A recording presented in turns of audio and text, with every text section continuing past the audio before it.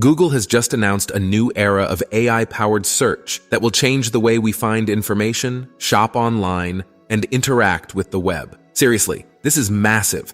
This is one of the most insane things I've ever seen from Google, and I'm going to tell you all about it. In this video, I'm going to explain what Google's new AI search is, how you can access it right now, who are the rising competitors in this space, and what this means for the future of search technology. You definitely don't want to pass up on this, so let's get started. So what is Google's new AI search and why should you care? Well, as you may know, Google is the undisputed leader in search engine technology. It handles billions of queries every day and provides us with relevant results in a fraction of a second. However, Google isn't content with just being the best. With the increasing popularity of AI chatbots, people have started seeking answers from them instead of using Google. In order to benefit from this trend, Google decided to incorporate AI into its search engine. Even though Google has been using AI for years to improve its search algorithms, now they are taking it to the next level with generative AI, which basically is a type of AI that can create new content or data from scratch based on existing data or inputs. So Google is using generative AI to enhance its search experience and provide us with more interactive, engaging, and creative results. And they call this Search Generative Experience, or SGE for short. As you may have seen, Google announced SGE at its annual developer conference, Google I/O, in May 2023. It was one of the highlights of the event and generated a lot of hype among AI and tech enthusiasts and experts. Google said that SGE is the result of years of research and development in generative AI, and that it will revolutionize the way we use search. So what is SGE exactly, and how does it work? Well, SGE is a collection of AI-driven features that aim to make search more conversational, contextual, and creative. One of the main features of SGE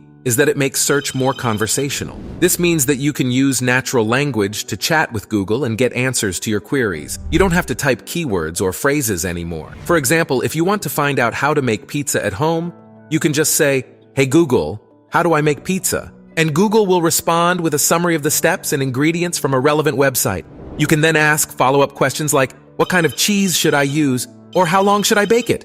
etc. This conversational feature makes search more intuitive and natural. You don't have to think about how to phrase your query or what keywords to use. You can just ask whatever comes to your mind. Another feature of SGE is that it makes search more contextual, which means that Google can understand the context of your query and provide you with more relevant and personalized results based on your location, preferences, history, and other factors. For example, if you ask, "What's the weather like today?" Google will show you the weather forecast for your current location based on your device's GPS data. If you ask, "Where can I buy flowers?" Google will show you nearby florists based on your location and availability. If you ask, "What should I watch tonight?" Google will show you recommendations based on your watch history and interests. So basically, you don't have to specify details or parameters anymore. And then the most exciting feature of SGE is that it makes search more creative. This means that Google can use generative AI to create new content or data for you based on your query or input. Like, if you ask, "Show me some cool sneakers," Google will show you images of sneakers that don't exist yet, but are generated by AI based on your style preferences and current trends. If you ask, "Write me a poem about love," Google will write a poem for you using AI based on your mood and tone preferences, so you don't have to settle for existing content or data anymore. Now, you're probably wondering how you can access it right now. Well, there are two ways to do that: through Search Labs or through Performance Max. Search Labs is a new program where you can try out new features before they're available to everyone. You can join by signing in to google.com/labs and find experiments like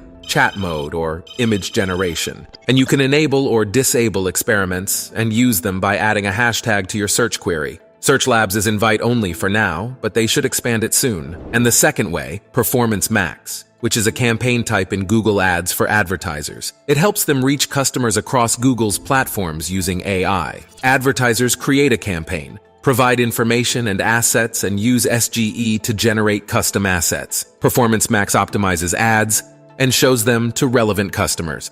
Alright, now, this space is getting really competitive, with lots of players involved. One of the top competitors is Vectara, a startup that claims to offer a better generative AI conversational search platform than Google. Vectora says that its platform is different from Google's because it uses hybrid search, which combines semantic search based on LLMs and Boolean exact match based on keywords to find the most relevant results from millions of documents. It also uses grounded generation, which means that its generative system only relies on facts and data provided by the developers and does not train models on users' data or make up things that are not true. Vectora also says that its platform is language-agnostic platform that supports queries and data in any language and offers cross-language search results. It prioritizes user privacy by not storing or sharing personal data. Founded in 2022 by former Google engineers,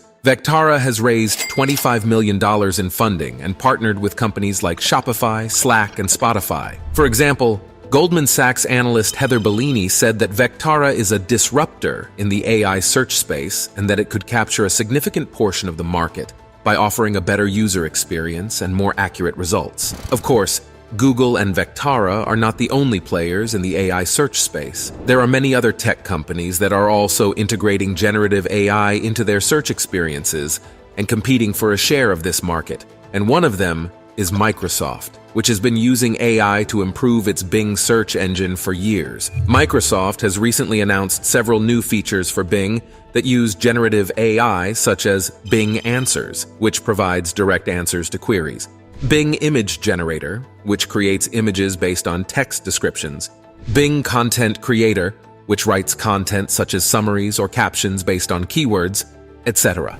Another one is Elasticsearch, which is a popular open-source search engine that powers many websites and applications. Elasticsearch has recently launched Elasticsearch Generative Search, EGS, which is a new service that lets developers use generative AI models from Google and others to quickly build Changer for Google, and that it could add $100 billion to its revenue by 2025. As for Microsoft and Elasticsearch, their stock prices have also seen some positive movements since they announced their new features for generative AI search. However, their gains have been more modest compared to Google and Vectora, as they face more competition and challenges in this space.